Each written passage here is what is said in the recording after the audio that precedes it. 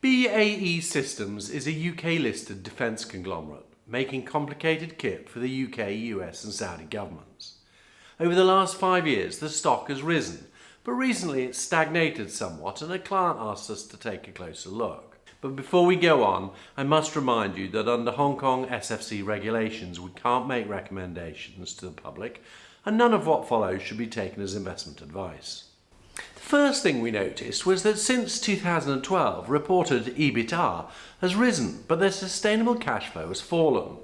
The last 6 months look a little bit better, but it seems to us that this is largely due to one-off tax and accounting changes, as well as foreign exchange. Profits are simply failing to turn into cash flow because of repeated one-offs, pension contributions, and the rise in current assets. The issue is that the business model has changed. The good news is that revenue and profits should be more reliable. The bad news is that they no longer get paid up front. Running through our standard governance, accounting and peer performance analysis, we noted the following. Governance. The board is pretty woke and quite worthy, but the non-execs don't obviously have a lot of experience of this type of business. Worse, some of them have been associated with companies with somewhat dubious or questionable oversight practices in the past. Moreover, pay has been driven by metrics that can easily be affected by creative accounting and short-term shareholder returns.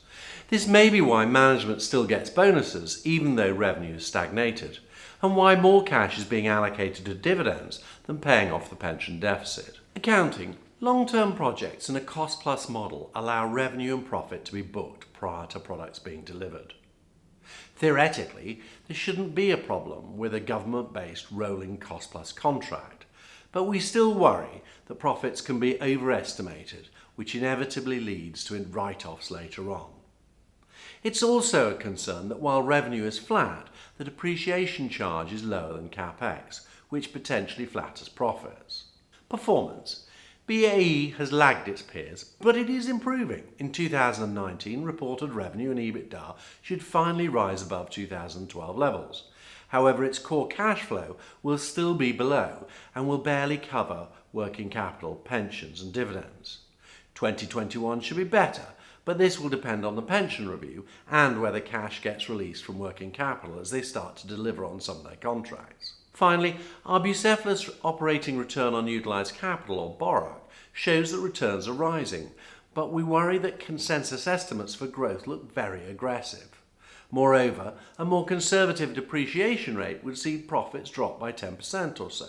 Notwithstanding all of this, many will find the yield attractive and protecting the stock price, but absent other news, we really just can't get excited. If you want to check some of the details, we've highlighted some things to look at in their recent filings, which can all be accessed via the links below. If you'd like to know more about our research, please visit our website or send us an email. Alternatively, to keep up to date with our reviews, please subscribe to our channel. Thank you for your time.